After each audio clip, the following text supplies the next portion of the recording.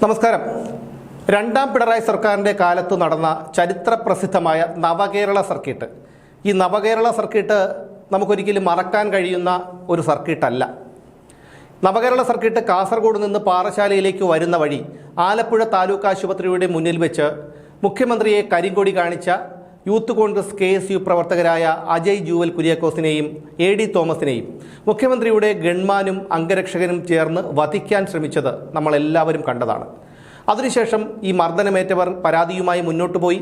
പക്ഷേ പിണറായി വിജയൻ്റെ പോലീസും ക്രൈംബ്രാഞ്ചും ഈ വധിക്കാൻ ശ്രമിച്ച ഇവർക്ക് ക്ലീൻ ചിറ്റ് നൽകുകയാണ് ഉണ്ടായത്.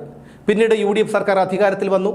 അവർ മുൻപ് തന്നെ പ്രഖ്യാപിച്ചിരുന്നത് പോലെ മുഖ്യമന്ത്രി VD സതീശൻ പ്രത്യേക അന്വേഷണ സംഘത്തെ നിയോഗിച്ച് ഈ കേസ് പുനരന്വേഷിക്കണമെന്ന് ഉത്തരവിട്ടു. 15 ദിവസം റിപ്പോർട്ട് സമർപ്പിക്കാനായി സമയം നൽകിയെങ്കിലും വെറും 7 ദിവസങ്ങൾ കൊണ്ട് ഈ പ്രത്യേക അന്വേഷണ സംഘം ഇതുമായി ബന്ധപ്പെട്ട റിപ്പോർട്ട് DGPക്ക് സമർപ്പിക്കുകയാണ് ഉണ്ടായത്. അതിനുശേഷം ഈ ഗൺമാനും മറ്റും മുൻകൂർ ജാമ്യാപേക്ഷയുമായി കോടതിയെ സമീപിച്ചു. പക്ഷേ മുൻകൂർ ജാമ്യം എടുക്കത്തക്ക വിധത്തിലുള്ള ഒരു വകുപ്പുകളും ചുമത്തിയിരുന്നില്ല. പിന്നീടാണ് പ്രത്യേക അന്വേഷണ സംഘത്തിന് അന്നത്തെ ക്രമസമാധാന ചുമതലയുള്ള ADGP MR അജിത് കുമാറിൻ്റെ ഓഫീസാണ് ഈ കേസ് അട്ടിമറിച്ചതെന്നും മൊഴി തിരുത്താനായി ആ കേസ് അന്ന് അന്വേഷിച്ച DYSPക്ക് സമ്മർദ്ദം ചെലുത്തിയെന്നുമൊക്കെ അദ്ദേഹം മൊഴി നൽകിയത്. ഇതോടുകൂടിയാണ് കളി മാറുന്നത്. വധശ്രമം ഉൾപ്പെടെയുള്ള ഗുരുതരമായ വകുപ്പുകളാണ് 5 പേർക്കെതിരെ, ഗൺമാനും അംഗരക്ഷകനും ഉൾപ്പെടെയുള്ള 5 പേർക്ക് എതിരെ SIT ചുമത്തിയത്. ഇന്നലെ ഇവരുടെ ജാമ്യാപേക്ഷ പരിഗണിക്കുന്നതിനിടയിൽ കോടതി ചില സംശയങ്ങൾ ഉന്നയിച്ചിരുന്നു. പബ്ലിക് പ്രോസിക്യൂട്ടർക്ക് പല ചോദ്യങ്ങൾക്കും ഉത്തരമുണ്ടായിരുന്നില്ല. കോടതി തന്നെ അതിനുള്ള ഉത്തരങ്ങൾ പറഞ്ഞു. കൂടുതൽ വാദങ്ങളും ഉയർത്തിയത് ഈ പ്രതികളുടെ അഭിഭാഷകനായിരുന്നു. അതുകൊണ്ട് തന്നെ ജനങ്ങൾക്കൊക്കെ ഒരു നിരാശയുണ്ടായിരുന്നു. കാരണം പബ്ലിക് പ്രോസിക്യൂട്ടർ പിണറായി സർക്കാരിൻ്റെ ഭാഗമായിട്ട് നിലനിന്നിരുന്ന ആളാണ്. അന്ന് മാത്രമല്ല, ഈ പോലീസ് ഉദ്യോഗസ്ഥർക്ക്, പ്രതികളായ പോലീസ് ഉദ്യോഗസ്ഥർക്ക് ഇപ്പോഴും പോലീസിൽ, ആഭ്യന്തര വകുപ്പിൽ ശക്തമായിട്ടുള്ള ഒരു പിടിപാടുണ്ട്. അതുകൊണ്ട് തന്നെ അവരെ രക്ഷപ്പെടുത്താനായി പോലീസ് ഉദ്യോഗസ്ഥർ ശ്രമിക്കും. അതിൻ്റെ ഭാഗമായിട്ടാണ് ചില പിഴവുകൾ അവർക്കെതിരെ ചുമത്തിയിരിക്കുന്ന റിപ്പോർട്ടിൽ പരാമർശിച്ചിരിക്കുന്നത് എന്നൊക്കെയുള്ള ആരോപണങ്ങളുണ്ടായി. പക്ഷേ ആ ആരോപണങ്ങളുടെ എല്ലാം മുനയൊടിക്കുന്ന ചില സംഭവങ്ങളാണ് ഇപ്പോൾ പുറത്തു വരുന്നത്. ഈ കേസ് മുമ്പ് അന്വേഷിച്ച DYSP ഇപ്പോഴത്തെ പ്രത്യേക അന്വേഷണ സംഘത്തിന് നൽകിയിരിക്കുന്ന മൊഴി തന്നെ തിരുവനന്തപുരത്ത് ADGP MR അജിത് കുമാറിൻ്റെ ഓഫീസിലേക്ക് വിളിച്ചു വരുത്തിയെന്നും അവിടുത്തെ 2 ഗ്രേഡ് SIമാർ തന്നെ നിർത്തിപ്പൊരിച്ചു എന്നുമാണ്. എന്ന് മാത്രമല്ല, ഈ മൊഴി തിരുത്തി റിപ്പോർട്ട് നൽകാനായി അവർ സമ്മർദ്ദം ചെലുത്തിയെന്നും തന്നെ തിരുവനന്തപുരത്ത് 2 ദിവസം നിർബന്ധിച്ച് താമസിപ്പിച്ചു എന്നുമൊക്കെയാണ് ആ DYSP പ്രത്യേക അന്വേഷണ സംഘത്തിന് കൊടുത്തിരിക്കുന്ന മൊഴി.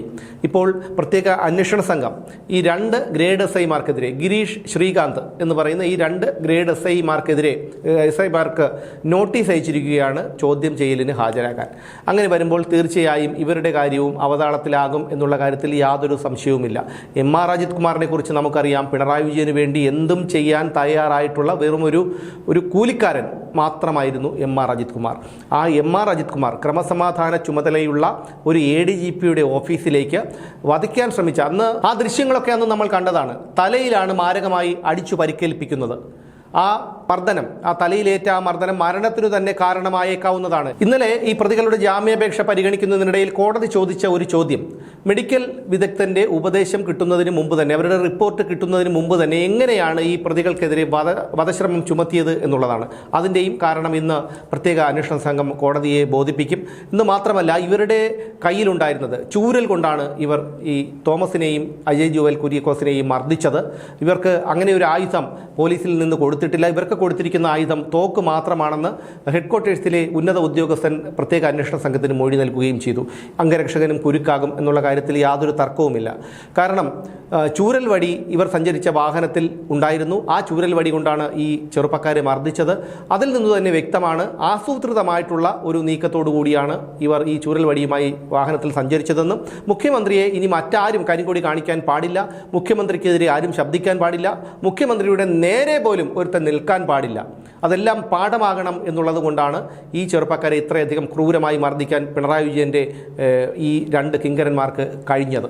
എന്തായാലും ഈ 5 പേരോടൊപ്പം അടുത്തിനി കുരുക്കിലാകാൻ പോകുന്നത് ശ്രീകാന്തും ഗിരീഷും എന്ന് പറയുന്ന ഈ 2 ഗ്രേഡ് SIമാരാണ്. ഈ ഗ്രേഡ് SIമാരെ കുറിച്ച് പറയുമ്പോൾ എനിക്ക് ഓർമ്മ വരുന്നത്, ഇവിടെ DNA ഓഫീസ് 2024 ഒക്ടോബർ മാസത്തിൽ റെയ്ഡ് നടത്തിയിരുന്നു. ആ റെയ്ഡ് നടത്തിയിരുന്നപ്പോൾ ഏകദേശം 10ഓളം പോലീസ് ഉദ്യോഗസ്ഥരാണ് വന്നത്. ആ പോലീസ് ഉദ്യോഗസ്ഥരിലും CIയും SIയും ഉൾപ്പെടെയുള്ള ആൾക്കാരൊക്കെ ചിലരൊക്കെ ഉണ്ടായിരുന്നെങ്കിലും അവരൊക്കെ വളരെ മാന്യമായിട്ടാണ് പെരുമാറിയത്. അന്നും SP ഷിബു എന്ന് പറയുന്ന ഒരു ഗ്രേഡ് SI ഉണ്ടായിരുന്നു. അയാളാണ് ആരുടെയൊക്കെയോ നിർദ്ദേശപ്രകാരം അയാൾ ഓരോ കാര്യങ്ങൾ ചെയ്യുമ്പോഴും ഫോണിൽ മറ്റൊരു ആൾക്കാരോട് ആരോടോ വിളിച്ച് ഉപദേശങ്ങൾ തേടുന്നുണ്ടായിരുന്നു. അവരുടെ നിർദ്ദേശമനുസരിച്ചിട്ടാണ് അയാൾ ഈ DNA ഓഫീസ് റെയ്ഡ് നടത്തിയത് എന്ന് മാത്രമല്ല, ഇയാൾ അടുത്ത വീടുകളിൽ പോയി, അതായത് ഈ ഓഫീസ് ഇരിക്കുന്ന വീടുകളുടെ അടുത്ത വീടുകളിൽ പോയി അവിടെ ഒരാളെ തട്ടിക്കൊണ്ടുവന്ന് താമസിപ്പിച്ചിട്ടുണ്ട്, അവിടെ ഒരാൾ ഒളിച്ചു താമസിക്കുകയാണ് എന്നൊക്കെ പലരോടും പറഞ്ഞതായി പിന്നീട് അറിഞ്ഞു.